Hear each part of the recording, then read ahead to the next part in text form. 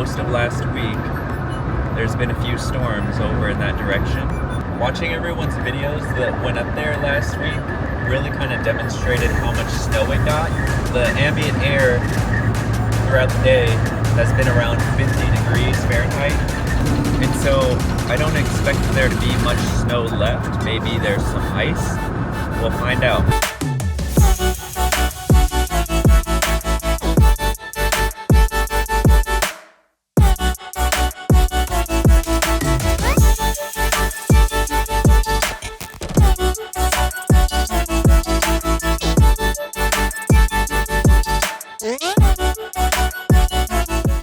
So some of the goals today are not to get stuck, number one. And in case we do get stuck, I have a winch, traction boards, and some other towing utilities just in case.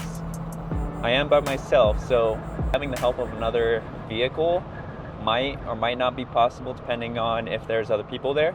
Another goal is I'm going to try and use only two-wheel drive for the majority of this trip, so we can see if some two-wheel drives are able to take on this trail in case you have a two-wheel drive car.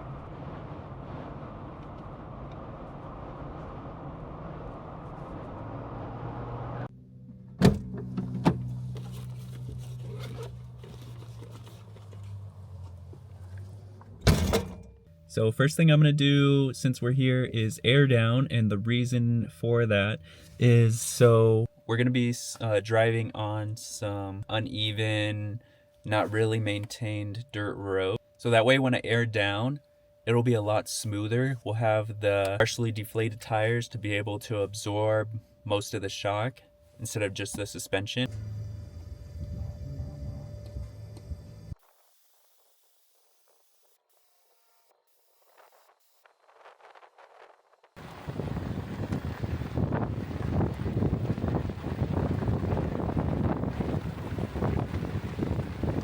So I'm out here by Lytle Creek, and the plan is to go to Lytle Creek, Upper Lytle Creek Divide, and possibly Coldwater Canyon, depending on the conditions of the trails. So far, I've made it to Lytle Creek, one entrance of it, more of the south entrance, and as you can see, there's a gate, and it is locked, which means we can't enter through this way. So the plan is to try and enter through the north way. We're gonna go around through here and try and go to the north side. So I found one road that kind of goes up to there. Watch for flash floods, debris, falling trees, and rolling rock. All right. And it looks like we got the green light on this one.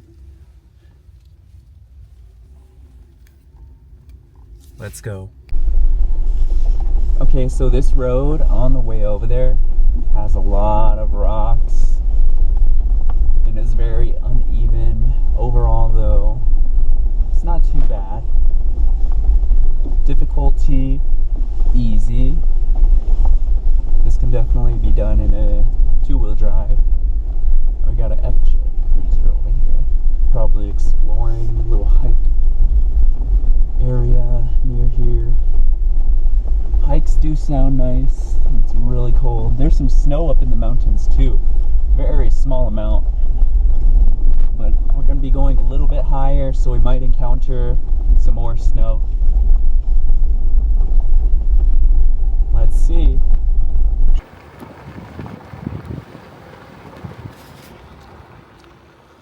So I just talked to the owner of the FJ that we came across, and turns out that he did drive up this way a little bit, and he ended up going back down due to all the snow that was up here, and just decided to hike instead of drive. So that makes me a little curious as to how bad it is. I guess we will find out. If anything, hopefully it's not that snowy on this shelf road, because that's the only thing that kind of sketches me out. Other than that, we're in a big open area. I feel like it wouldn't be too bad.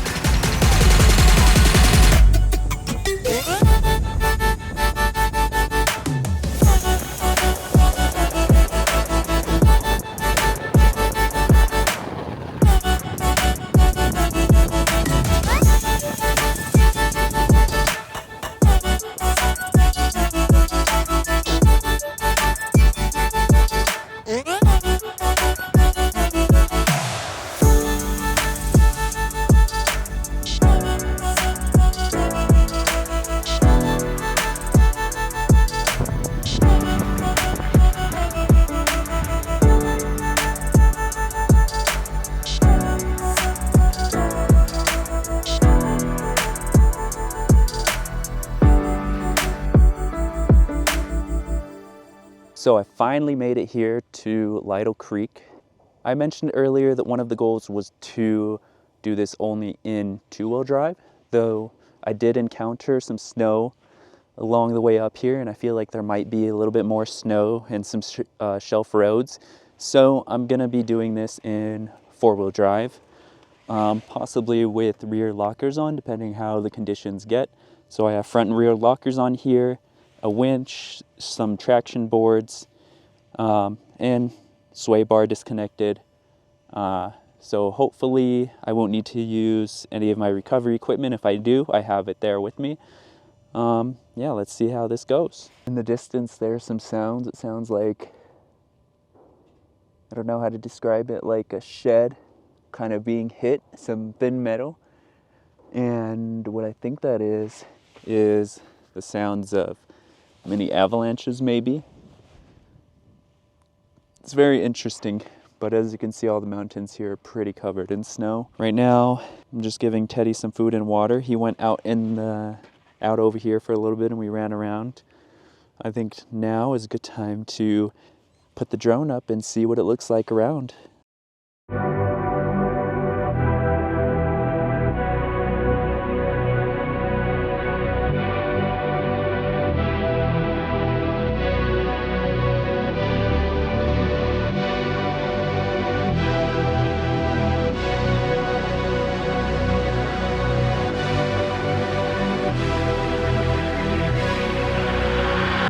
So I have some sad news.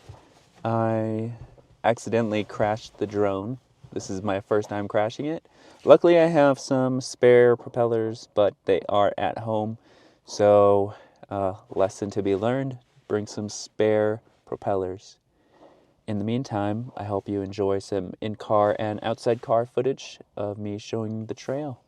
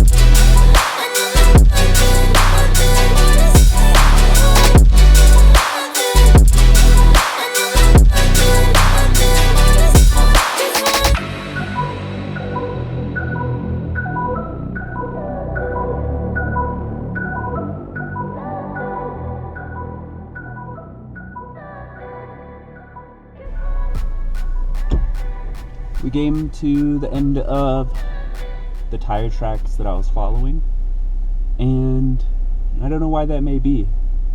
Maybe they got stuck, but just being on 33s, I don't want to be the one to start a path through here. So what I'm going to do is turn back around and unfortunately go the way I came. I mean, the positive to that is that there will be a different point of view of the trail and the views, so definitely looking forward to that. But this is a bummer. It looks like it's pretty deep too, so on our way back we shall go.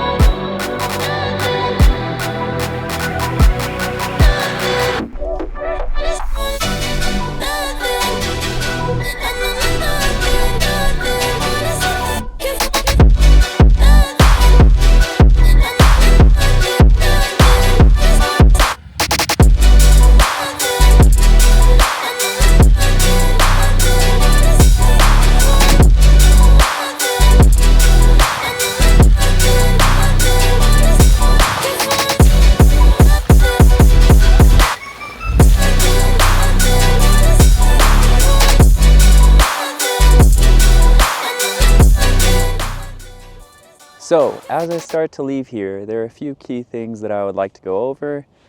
I set some challenges in the beginning of this video, and one of them was to not get stuck. We passed that one. Another one was to complete this trail with 2-wheel drive only. I ended up switching to 4-wheel drive whenever I encountered snow, just to be on the safe side, especially because this was my first time driving on a trail in the snow, and I just wanted to take the extra precautions. That being said, since it was my first time, actually getting experience in the snow and, you know, it being kind of sketchy with the cliffside being right there, you know, I was worried about kind of sliding off at times.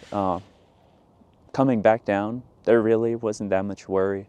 I think I kind of got used to it, and it really gave me a pretty good experience.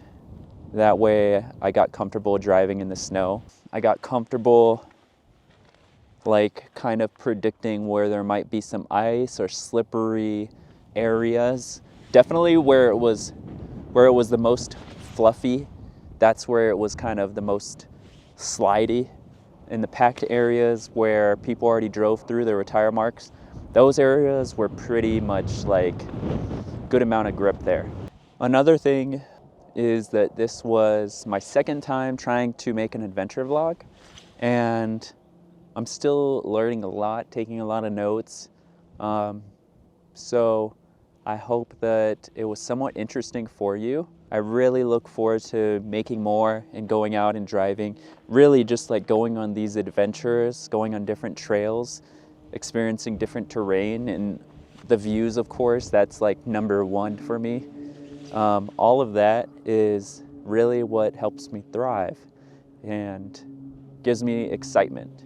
And so I really look forward to making these and sharing my journey. That way, hopefully it could inspire some of you and also give you guys an idea of how it is in case you're just starting out going off-roading.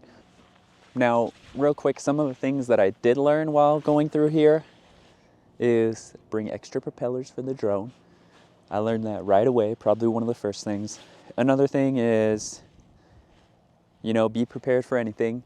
So my first investments for this vehicle was a winch and some traction boards. Some people believe in traction boards, some people don't. I got them just in case I could put them to use. And then also the Rubicon edition, just so I have front and rear lockers and sway bar disconnect, which comes in handy quite a bit. The front and rear lockers I've used occasionally, but I felt like I probably could have gotten through most things without them, though they're there when I need them. And I do plan on rock crawling later on, eventually down the road, and could definitely benefit from having those.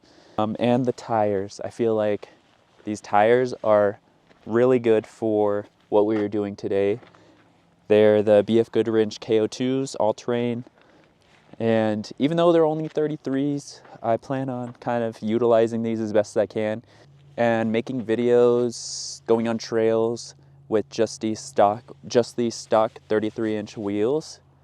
That way, if somebody has a stock Rubicon and wants to go on these or has 33s, they can have a good idea, because I feel like having 35s and 37s, that's kind of more on the aggressive side, or more, I don't want to say rare, but mostly people have around 33-inch size wheels from my experience. So I believe that'll wrap it up for today. It was pretty fun out here.